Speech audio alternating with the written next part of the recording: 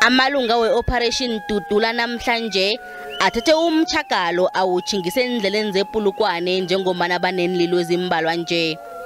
Hlangana nezinye inlilo ezikhamba phambili balila ngamaphandle ezengokungemthetho enarheni le ukuthi akakafanele uqatjhwe enkolweni zombuso.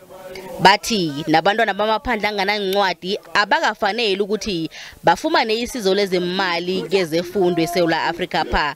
Kanti bathi nabotitjhere abavele enarheni zangaphandle umbuso kufanele ungabaqatjhi. We have about 10,000 foreigners that are employed by the Department of Education nationally.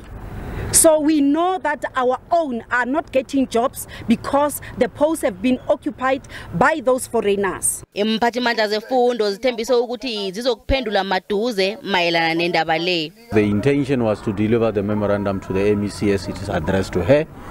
So we will take a memorandum to her, but as a collective of the leadership of the department, we will respond to the issues that they are raising.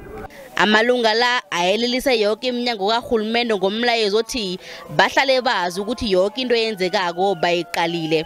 We want to send a clear message to the government, a clear message to all the ministers that are playing us a fool in the parliament, to say that Operation Dudula is recording every little thing that is happening in the country. Every memorandum that we are submitting to any department in this country, we are putting it on record so that at the end of the day we can pull all those demands and say what have we achieved from this government.